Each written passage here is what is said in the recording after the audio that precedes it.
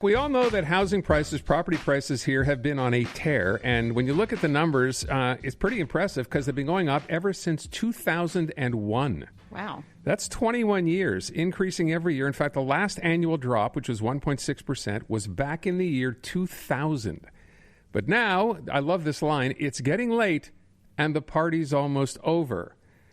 And that's a story, and that's a headline about where the housing market here may be heading. Randall Bartlett is a senior director of Canadian economics at Desjardins. They have a study out now suggesting, you know what, just that. Maybe the party's getting close to being over. If you're a seller, maybe that's a great time to be a buyer. He is on the line right now. Mr. Bartlett, thanks for being here. It's a pleasure to be here. Thank you for having me. So let's talk about this. People think and have been thinking for a while the party will never end. What indicates now that that's coming to a close? And how much of this has to do with interest rates? Well, we're starting to see that some of the high-frequency data is turning over. So, looking at Quebec in particular, we're seeing that, housing sales activity is starting to cool a little bit on a month-over-month basis. We saw nationally that, it's cooling even that much more. We saw that, in March as well. So we're starting to get a pretty clear sign that things are slowing. And a big part of that is a run-up in decline in affordability overall. That we're seeing that, as, households have become more stretched throughout the pandemic, home prices have gone up a lot faster than incomes have grown. The moment, we started to get interest rates moving higher, the market started to respond pretty quickly as households have become that much more sensitive to rising interest rates.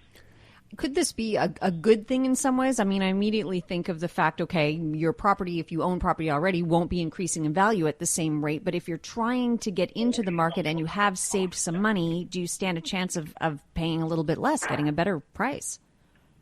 Well, that's it. I mean, it's sort of a double-edged sword, right? That if you're an existing home buyer and you've seen that the value of your home has gone up, obviously that increases your overall wealth and allows you to, have more opportunity to invest, maybe buy another property, support your children in buying property, that sort of thing.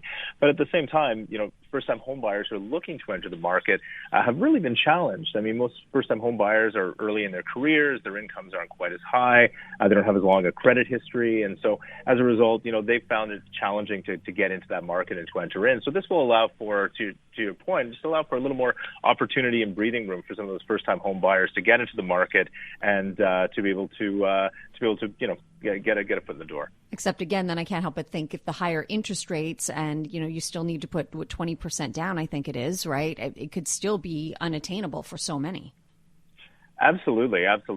Canada's housing market has become incredibly stretched. So even at a time when, housing prices may be cooling, those higher interest rates and still elevated prices when you look at, compared to other countries relative to household incomes, are still make it challenging to get into that market. So there's been a lot of proposals put on the table by governments at various levels, whether it's the federal government or provincial governments, to increase the overall housing supply, particularly what they call the missing middle, which are things like townhouses and semi-detached and that kind of thing, where the kind of properties that people are looking for when they're starting to enter the housing market and starting families and that kind of thing. We're talking, when you look at the rest of Canada, typically what happens is we talk about Montreal and then look at Toronto and Vancouver, where housing prices are even more expensive than they are here, and say, well, maybe we're not in such a bad place here. But from the survey that I'm reading, the suggestion is that home prices here could, in fact, dip by as much as 10% by the end of 2023. Yeah, that's certainly within the realm of possibility, for sure. I mean, Montreal, it's a global city as well, and we did see that there was a pretty meaningful run-up in housing prices in Montreal in a way that we haven't seen historically. And part of that is, it's several-fold. We've had housing prices go up much faster in other cities, to your point, and to much higher levels. And so that makes Montreal look that much more attractive for, Canadians who are looking to buy homes. We've also had, much faster and more aggressive increase in taxes on foreign buyers and penalties on foreign buyers in Ontario and in British Columbia as well. And so Montreal has increasingly looked more attractive both to people who are looking to buy a home for themselves and for their own use, as well as for investors and foreign investors than, say, Vancouver and Toronto have in recent years. So Montreal is a popular destination, and for a lot of good reasons. Yeah, and, we talked about during the beginning, or at least into the pandemic, about people wanting to get out of the city and moving into the country. Is this going to affect those people as well, as opposed to just the people who stayed in the city proper? Yeah, I think it's an important part of the conversation because, we saw a run-up in prices in major cities across Canada, but we didn't see a run-up in prices to the same extent that we saw in outlying cities and even in rural areas where typically people own vacation homes.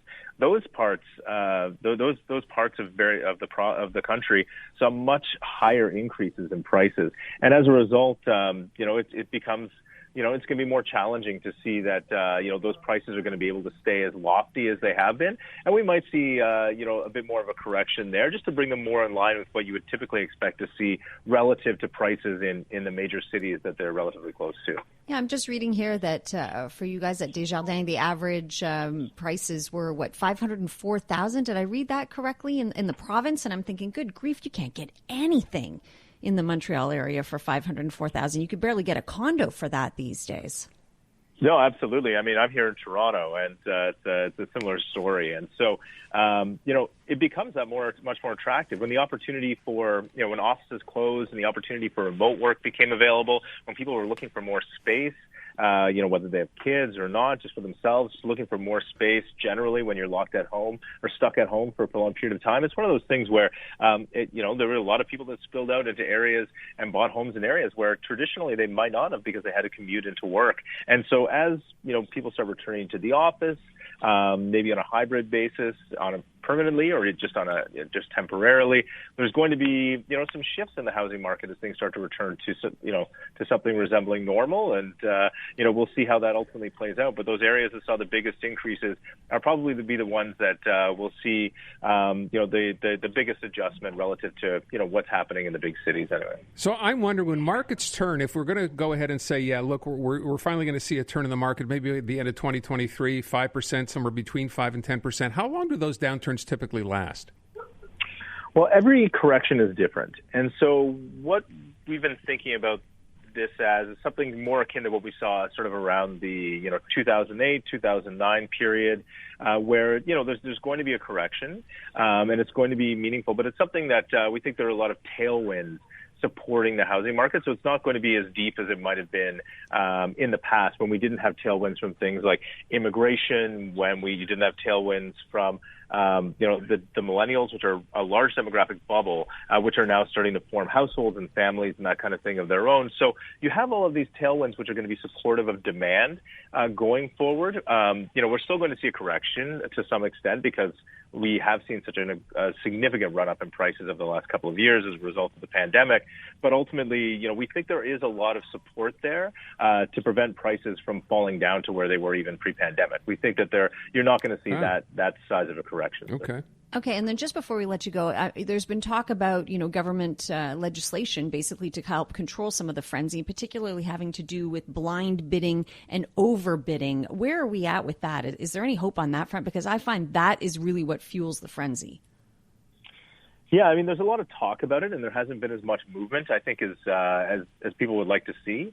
That lack of transparency is something that, ultimately, there's a lot of evidence that it hurts buyers, but there's evidence that it hurts sellers too, to some extent. So it really depends on the nature of the transaction and how the transaction unfolds. So transparency is a good thing in any sort of market, and so hopefully we'll see some more movement on that front. It's challenging to move those sorts of things forward because you need coordination across governments, and it's something that hopefully we'll see. We'll see some momentum on soon. Let's give them the next question. Our government's going to get involved. They talk about maybe getting involved in that, and I wonder if that will ever come to fruition. Yeah, I think, we've seen some action, certainly in, at the national level recently on the foreign buyers front. We've seen it in other provinces as well. When it comes to blind bidding, the federal government wants to bring in, legislation in order to end the practice overall. But there's still, it's still not a lot of clarity on jurisdiction for a lot of the other measures they want to bring in too. So there needs to be coordination. All of these folks need to come to the table, and not just for lunch, but to actually come out of this with some, direction and momentum to bring in changes to ensure we have an increase in affordability for all parts of the country. Mr. Bartlett, I want to thank you for your time. Much appreciated today. That was my pleasure. Thank you very much. Randall Bartlett, Senior Director, Canadian Economics at Desjardins. This is their study that, I don't know, imagine that by 2023 you have a year, 10%. a little over a year, 10% drop in the market. Can't see that happening. Imagine. It really is. It's hard to imagine. All right. This overbidding thing is out of control. Yeah, and governments, like I said, governments are talking about doing something, but he's right. There are a lot of people to bring to the table to actually get something done. So it sounds good to talk about, but what will actually happen? Don't know.